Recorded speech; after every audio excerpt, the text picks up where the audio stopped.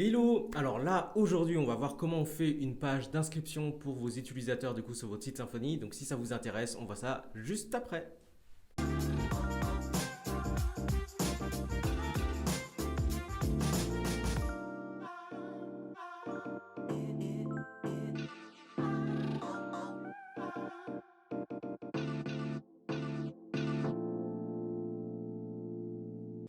Alors, du coup, faire une page d'inscription du coup en Symfony.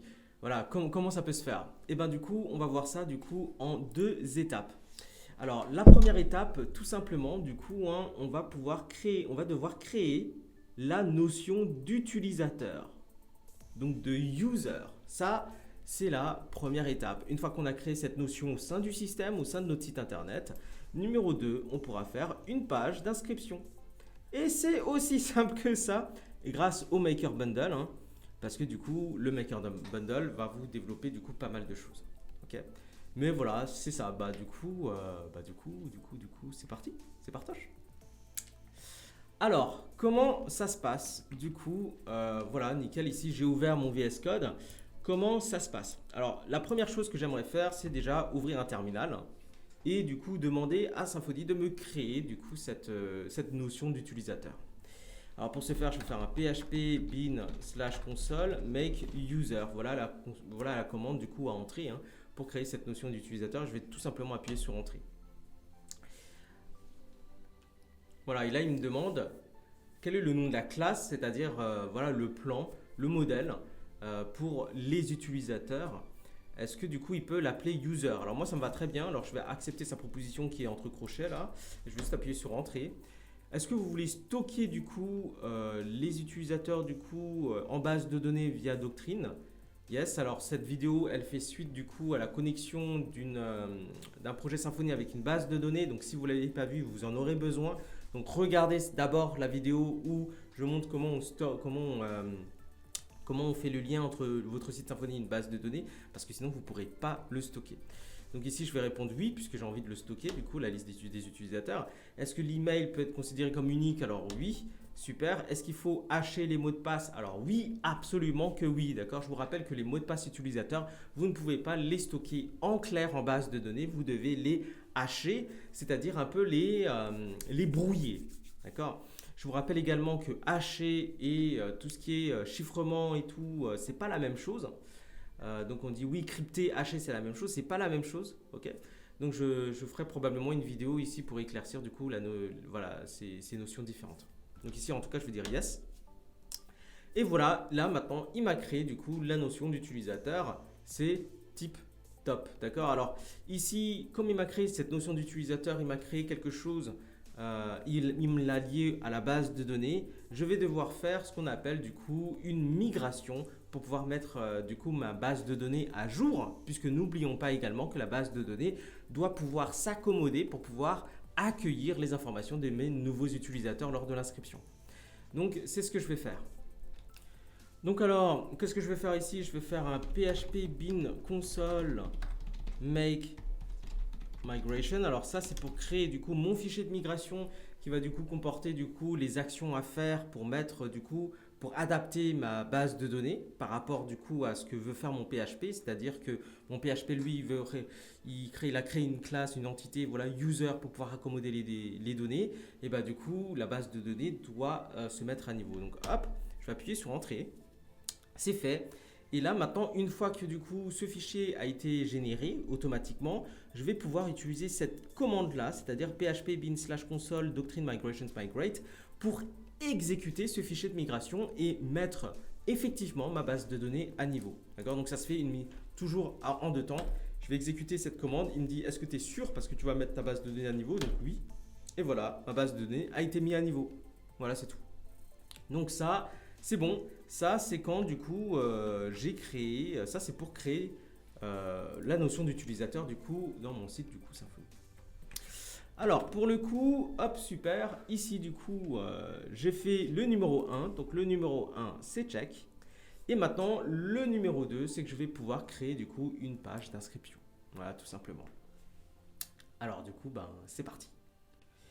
Alors, retour du coup dans mon VS Code. Pour créer ma page du coup d'inscription, je vais pouvoir utiliser une commande pareille du Maker Bundle et je vais faire make ici, hein,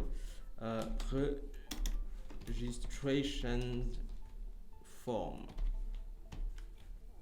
Voilà. Donc là, il me demande, bah tiens, est-ce que je veux éviter les comptes dupliqués? Alors bien sûr, j'ai pas envie qu'une même personne s'inscrive deux fois. D'accord, donc je vais répondre, je vais accepter sa proposition entre crochets, le yes là, je vais l'accepter. Est-ce qu'on veut envoyer un email pour vérifier l'adresse email de l'utilisateur après son inscription? Alors ouais, pourquoi pas, ouais, sympa. Donc je vais faire yes. Alors ici, il me dit attention, il faut quand même installer là le Verify Email Bundle. Hein. Voilà, voilà. Alors en plus de ça, cette vidéo, elle vient après du coup la vidéo qui permet du coup de connecter votre site internet Symfony à un serveur SMTP pour envoyer les emails parce que vous en aurez besoin pour envoyer les emails. Hein. Donc voilà, regardez du coup cette vidéo. Ici, est-ce qu'on veut du coup envoyer des données un peu bizarres du coup dans le lien de vérification? Alors je vais mettre non, je vais accepter du coup sa proposition. Il me demande de quelle adresse email il doit envoyer les emails de confirmation pour dire voilà, félicitations, tu t'es inscrit, etc. Là, ben, du coup, je vais l'envoyer à partir peut-être de NoReply, voilà, monsite.com par exemple, super. Je sais pas, c'est adresse au pif, très bien. Quel est le nom de la pseudo-personne derrière cette adresse email? Ben, je sais pas, je vais juste dire no reply, comme ça je suis sûr qu'ils répondent pas parce que c'est automatique, alors voilà.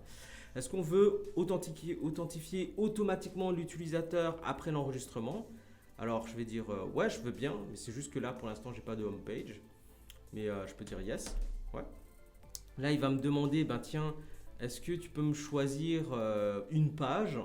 Alors là mon site il est totalement vide, d'accord? J'ai pas encore de page à proprement parler. Donc pour l'instant, je vais juste mettre en deux, d'accord?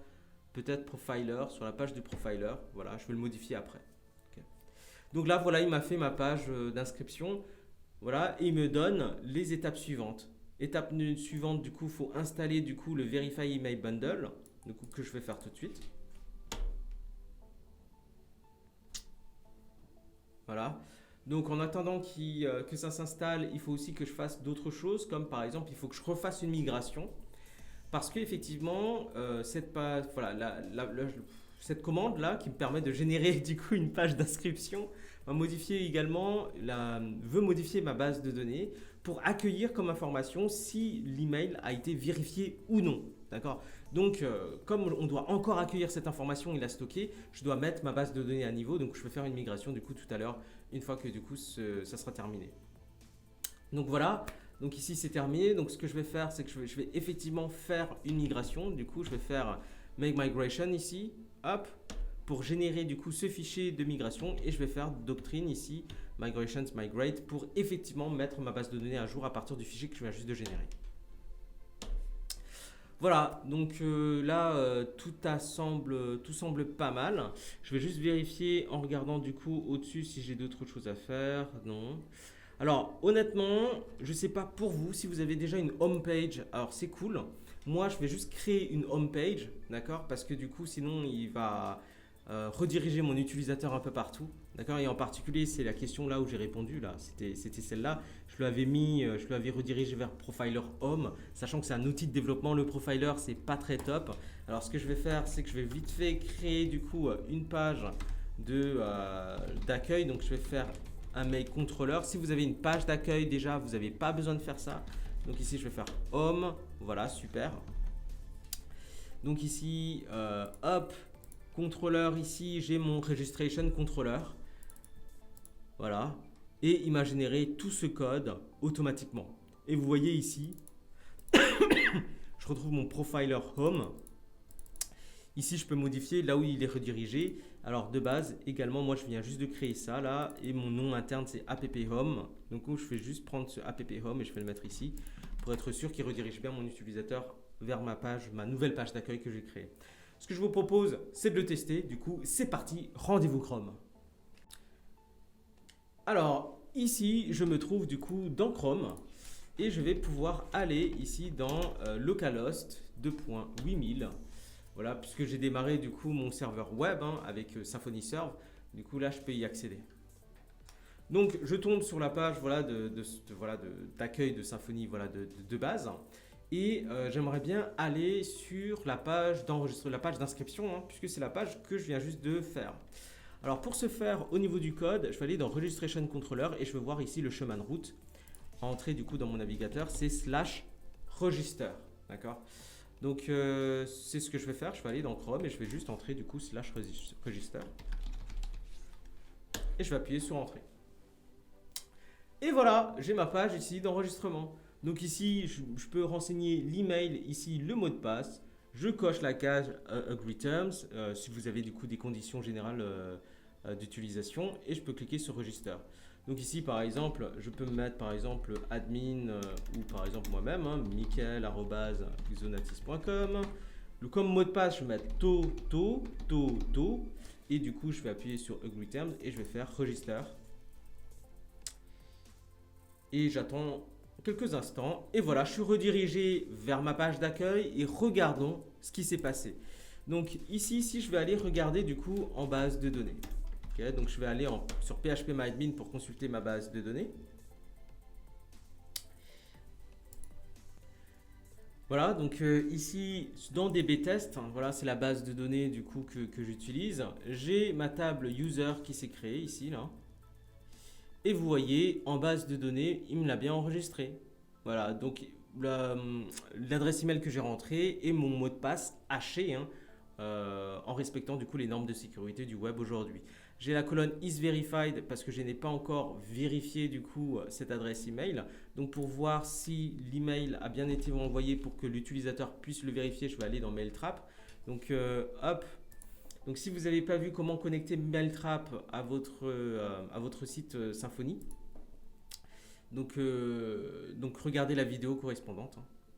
Et ici vous voyez qu'il y a un email a bien été envoyé avec Hi, please confirm your email, please confirm your email address by clicking the following link. Ici j'ai confirm by my email, super. Et vous voyez que le lien ici, si je clique dessus, pouf, ça va me renvoyer vers du coup quelque chose ici, full authority is required to access this resource. Ça, on verra plus tard du coup comment résoudre ici le souci. Mais voilà, j'ai mon email qui est envoyé. Là, c'est super. Voilà. Et du coup, là, j'ai pu faire une page d'inscription.